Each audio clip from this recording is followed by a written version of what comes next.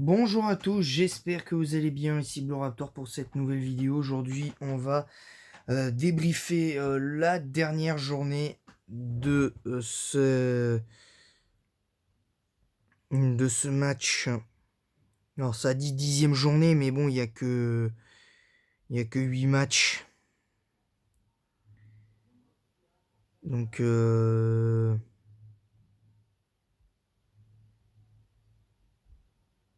voilà, il y a plus de matchs, donc ils disent 10e journée, mais en fait, non, c'est la 8e journée, donc dernière journée de, de ce match. Donc évidemment, la composition était en 3-4-1-2. Voilà, donc avant, je vais partir sur une introduction. Donc juste après, je ferai Pokémon Ultra Soleil. Je ferai le premier épisode de Postgame tout à l'heure. Pour capturer les pyrotechniques. Cette vidéo va être très courte, mais avant, je vais commencer avec une petite mise au point. J'ai vu là sur le site L'équipe que soi-disant Antoine Griezmann a été le joueur le plus décevant hier. Vous avez pas regardé le match ou vous comprenez rien, vous? Sérieux. On dirait que vous comprenez pas le foot. Griezmann n'a pas été décevant. Enfin, moi je trouve pas qu'il ait été décevant. Et c'est pas pour. Moi je défendrais Griezmann quand il faut le défendre. Là, je suis désolé, en l'occurrence, pour moi, il a fait son match, il a donné, il a donné des ballons, il a donné de bons ballons. Bon, il a raté quelques passes, il a raté. Et le truc le plus décevant, c'est sa grosse frappe en, en fin de première période, là, qui passe dans les, qui est dans les nuages. Mais bon, à part ça, tranquille. Sinon, moi, j'ai trouvé dans les faits une équipe de France très sérieuse et très intéressante. Alors, ben, du coup, à l'oral, je vais vous donner mes notes à moi. Et d'abord, on va analyser les deux mi-temps de la Finlande et les deux mi-temps de l'équipe de France en même temps. On va commencer d'abord par la première mi-temps finlandaise. Alors, la première mi-temps finlandaise, contrairement à la première période française, ça a été ultra dominateur. J'ai trouvé une équipe de France un petit peu baladée en première période, mais qui a été sérieuse et appliquée défensivement, et qui au milieu de terrain n'a pas forcément eu des petits soucis, et qui n'a pas eu spécialement de soucis majeurs pour pouvoir s'imposer, je trouve. Après, moi, ça n'engage que moi.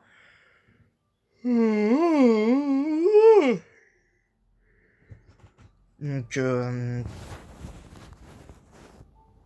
donc voilà, donc je suis un petit peu stupéfait. Concernant, concernant la deuxième mi-temps, j'ai trouvé les Finlandais un petit peu moins fringants. Sans doute parce qu'ils ont beaucoup donné de leur personne en première période. Et puis franchement, leur joueur Pookie, on l'a quasiment pas vu, c'était Casper le fantôme. Et, et voilà. Alors il y en a, ils m'ont dit, ouais, mais comment ça se fait que t'as eu un bon pronostic hier? Ben, en même temps, sur Facebook, ceux qui me connaissent sur Facebook, et ceux qui ne sont pas abonnés à ma chaîne mais qui regardent le foot, ils savent que la plupart du temps où j'ai fait un prono,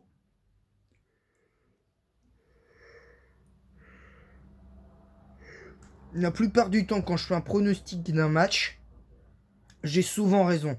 Alors j'ai pas à 100% raison. Je pense que sur 100% des matchs que je regarde à la télé, je pense que 90% du temps j'ai raison dans mes pronos. Et hier c'est encore plus flagrant parce que j'avais annoncé un 0-0 à la mi-temps et un 2-0 score final pour l'équipe de France et j'ai eu raison. Ah, donc j'aurais presque pu jouer au loto-foot, hein. Donc voilà. Bref, concernant ça, ben, j'ai pas du tout aimé la deuxième mi-temps finlandaise. En plus, certes, très peu de fautes, parce qu'ils ont été disciplinés. Mais j'attendais un peu plus. J'attendais un peu plus et c'est dommage. Ouais, c'est dommage. Voilà, donc voilà, c'est tout. Et c'est tout pour l'analyse hein, des demi-temps. Parce que mis à part les deux trois petites frappes cadrées mais molles, mollassonnes de la Finlande, pas eu grand-chose à faire. Concrètement, pas eu grand-chose à faire. Concernant la première mi-temps française, ils ont été pour moi globalement dominants en première période. Et sans réelle vraie occasion.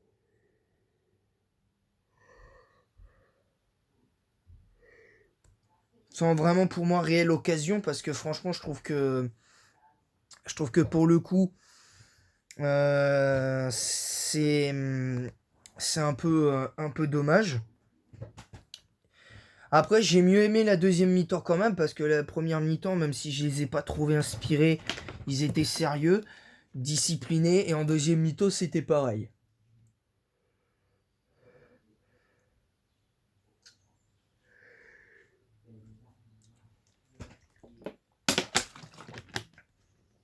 Donc moi personnellement euh, moi personnellement je pense que l'équipe de France devait de gagner ce match et elle l'a fait. Voilà. Maintenant, on va passer aux joueurs. On va passer à l'analyse de cette deuxième mi-temps que j'ai trouvé un petit peu étrange parce que c'était inoffensif malgré tout. Il y en avait. Là, j'ai retrouvé une équipe de France qui avait beaucoup de problèmes sur le plan offensif. Et voilà, la rentrée. Force est de constater que la rentrée de Karim Benzema a changé des choses. D'ailleurs, il rentre et 2-3 minutes après, il marque. Et puis derrière, bah, il enfonce le clou en gagnant. Et après, Mbappé enfonce le clou d'un superbe but.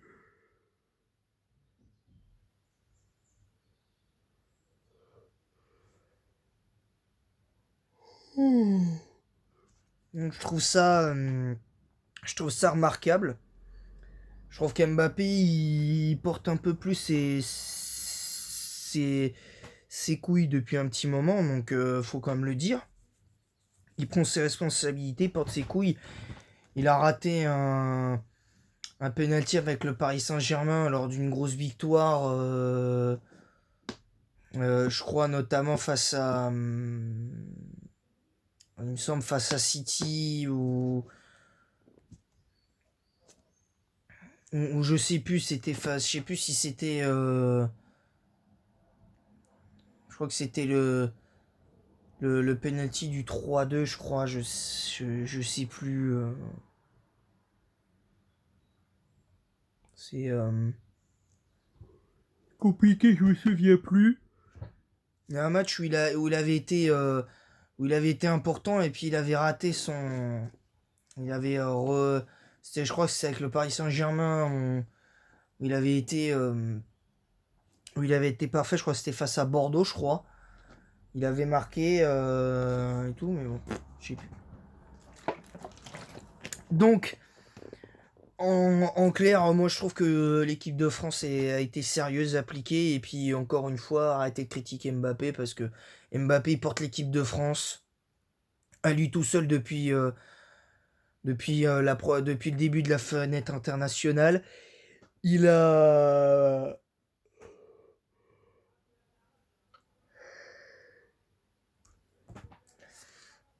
Il porte le PSG à bout de bras depuis le début de saison, même s'il marque pas à tous les matchs.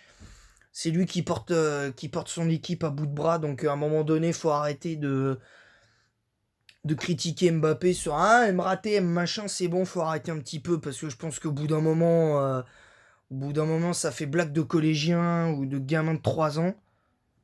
Donc à un moment donné, il faut dire les choses. Voilà. Donc, en attendant, euh, moi en attendant, je vais finalement pas noter les joueurs parce que pour moi l'homme du match c'est clairement Mbappé pour moi encore une fois. Et Et à la rigueur, je vais juste dire mes tops et mes flops qui auront des notes sur 10. Mes 3 flops, pour moi, c'est Koundé, Rabiot et Dubois. Parce que Koundé, d'habitude, je le trouve incisif. Là, je ne l'ai pas trouvé assez incisif comme face au Kazakhstan.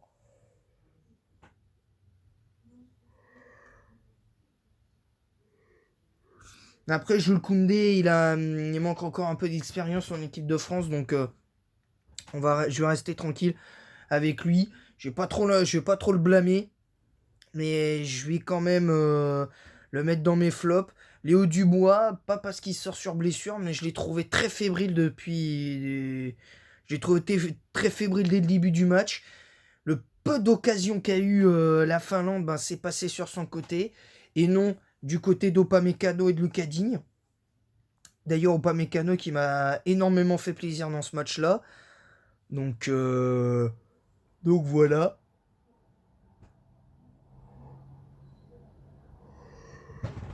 Donc voilà, puis Lloris qui n'a pas eu grand chose à faire. Voilà. Donc en ce qui concerne le premier flop, Jules Koundé, on va lui mettre la moyenne, c'est-à-dire 5 sur 10. Je note juste mes tops et mes flops pour cette fois. Dubois, 4 sur 10, ça a été insuffisant. Il a fait 2-3 bonnes interventions par moment, notamment juste avant sa blessure. Rabiot, 3 sur 10, je trouve que là il recommence à m'agacer sévère Adrien Rabiot sur le terrain. Je trouve que ça va pas du tout. Euh, Donc voilà, donc lui c'est 3 sur 10. Lui c'est 3 sur 10. Je trouve il manque de caractère et je trouve que la saison compliquée qu'il a avec la Juve ne l'aide pas. Je pense qu'il faut qu'il aille dans un club qui lui permette d'apprendre ce que c'est que la rigueur et la rage de vaincre. Et malheureusement pour moi c'est pas la Juve qui doit aller. Moi je le verrais bien avec City au City de Guardiola.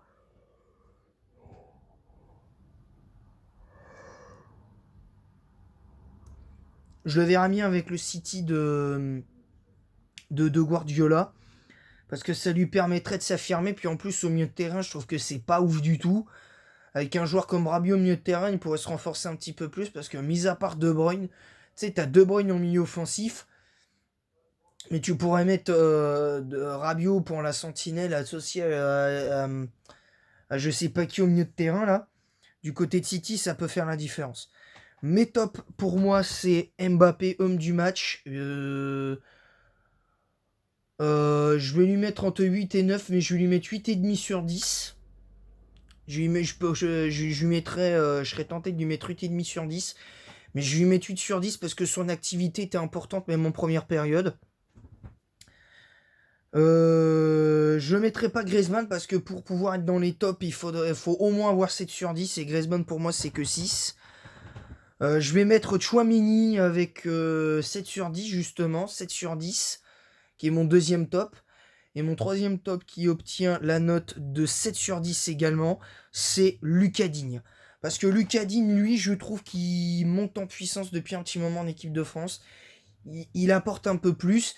Et je dois avouer qu'il est beaucoup mieux, il est plus en confiance, il est plus serein.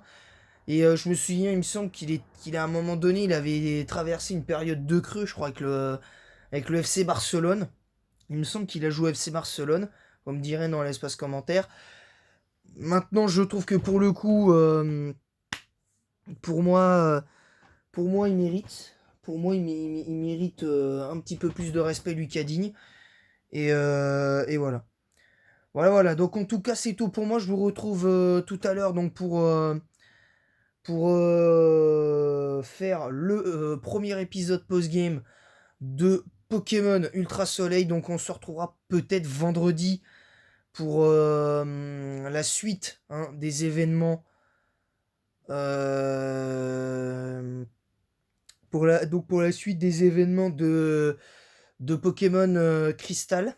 On refera Pokémon Crystal. Et évidemment,